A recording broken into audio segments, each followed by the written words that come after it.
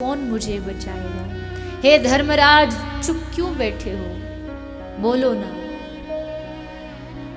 कौन से धर्म का काम किया तुमने, अपनी पत्नी को जुए पर, दाव पर लगा दिया बिन मुझसे पूछे।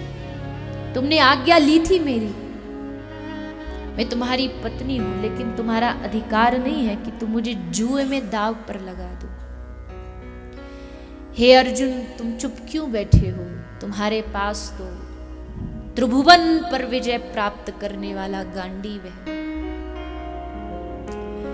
लेकिन कौन सर उठाए, कौन मदद करे द्रौपदी की।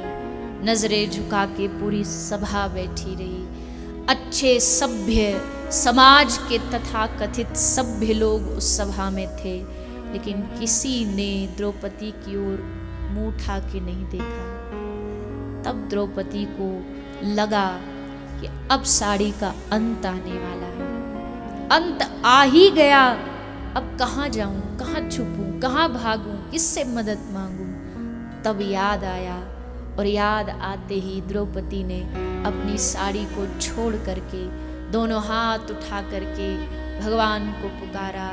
गोविंद द्वारिकावासिन कृष्ण गोपी जनप्रिय कौरवै परिभूतानां किम न जानासि केशवम्। हे केशव, हे गोविंद, हे माधव, क्या तुम नहीं जानते कि इन कौरवों की सभा में मैं द्रौपदी डूबी जा रही हूं। हे प्रभु, अब इस सभा में बचाने वाला आपके अलावा मेरा कोई नहीं है, रक्षा करो, रक्षा करो।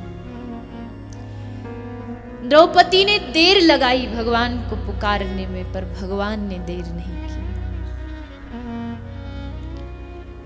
द्रौपदी की साड़ी खत्म होने ही वाली थी कि पूरी सभा ने देखा कि उस साड़ी में एक पीला पीतांबर आकर जुड़ गया।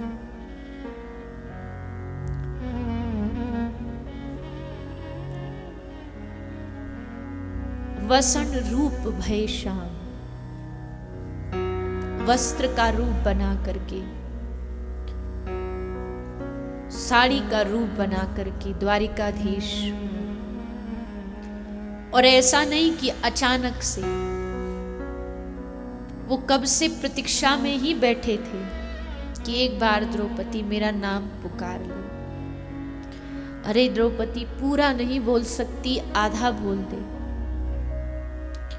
तू बोल तो। आने को तो कृष्ण कहते हैं बिन बुलाए भी मैं इसके पास जा सकता हूं, क्योंकि इसने जीवन में अनेकों बार मुझे बुलाया है। लेकिन अगर मैं चला गया तो लोग भेदभाव का कलंक लगाएंगे कि जो बुलाते उन तक तुम जाते नहीं। इसने बुलाया भी नहीं तो भी पहुंच गए। इसलिए कम से कम द्रौपदी को कोई कलंकित ना करे। इसलिए द्रौपदी एक बार तो बोल दे, एक बार तो नाम आधा ही पुकार दे, पर बोल तो। और जैसे द्रौपदी ने पुकारा, भरे दरबार में जब द्रौपदी की लाज जाती थी, विकल हो करके उच्चारा, हरि शरणम, हरि शरणम, हरि शरणम, हरि शरण ही केवलम। केवल हरि की शरणागत ही एकमात्र रास्ता है। कोई पूरा डूब रहा हो, गजेंद्र उदाहरण है, गजेंद्र मोक्ष की कथा आगे आती है। गजेंद्र पूरा पानी में डूब चुका था, केवल सूंड मात्र बाहर रह गई। हजारों साल तक गजेंद्र लड़ता रहा ग्राह से, अपना बल लगाता रहा, अपनी शक्ति लगाता रहा। लेकिन फिर गजेंद्र को लगा कि नहीं, ये तेरी बस की बात नहीं है, तुझ में सामर्थ्य नहीं है कि तू इस ग्राह से जीत सके। इसलिए क्या कर रही? गजेंद्र ने अपनी उस थकी हारी सूंड से कमल तोड़ा, और कमल तोड़ के भगवान नारायण को समर्पित किया। हे प्रभु, अब आपके अलावा कोई नहीं। इन कथाओं से एक बात समझ लीजिएगा, दुनिया में कितना भी भटकोगे, कितना भी लोगों के जाके पैरों को पकड़ोगे, आश्रय मांगोगे, मदद मांगोगे, कहीं नहीं मिलेगी। कहीं प्राप्त नहीं होगी।